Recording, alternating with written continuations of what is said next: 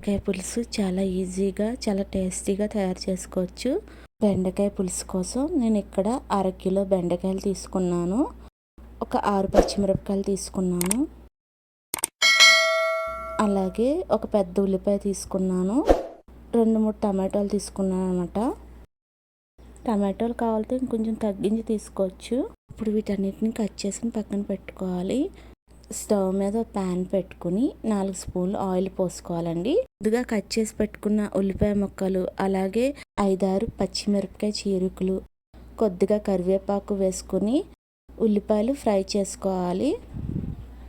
ఉల్లిపాయ ముక్కలు ఒక 50% ఫ్రై అవుతే సరిపోద్ది.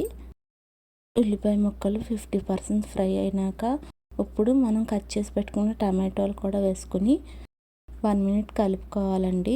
1 మినిట్ తర్వాత మనం కట్ చేసి పక్కన పెట్టుకున్న బెండకాయ ముక్కలు కూడా వేసుకోవాలి.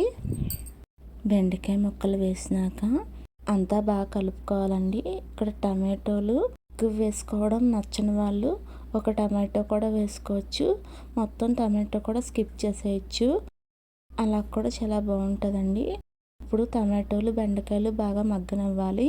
మూత పెట్టి మధ్య మధ్యలో కలుపుకుంటూ ఒక 5 మినిట్స్ వరకు మగ్గనివ్వాలండి. ఈలోపు మనం చింతపండు పులుసుకి చింతపండు రెడీ చేసుకుందాం. నేను బెండకాయ పులుసులో టమాటోలు వేసాను కాబట్టి ఒక చిన్న నిమ్మకాయ సైజ్ అంత చింతపండు తీసుకొని ఒక గ్లాస్ వాటర్ పోసుకుని నానబెట్టుకోవాలి. అదే మీరు టమాటోలు స్కిప్ చేసినట్టయితే ఒక పెద్ద సైజ్ అంత చింతపండు తీసుకోవాలి. ఇప్పుడు బెండకాయ ముక్కలు మగ్గినాయో లేదో ఒకసారి చూసుకుందాము.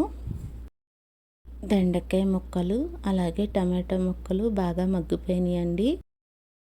టమాటో మనం నొక్కి చూస్తే మనకి మ్యాష్ అయిపోవాలన్నమాట. ఆ విధంగా మగ్గించుకోవాలి.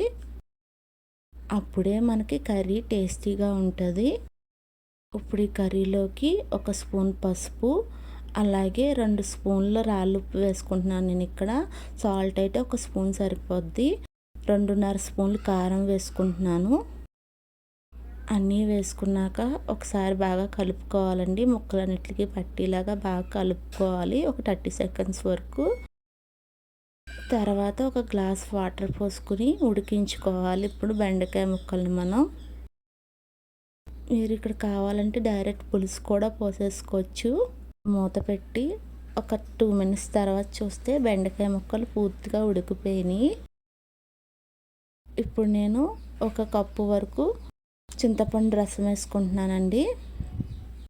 చింతపండు పులుసు వేసినాక ఒక 7-8 నిమిషాలు బాగా మరిగించుకోవాలి.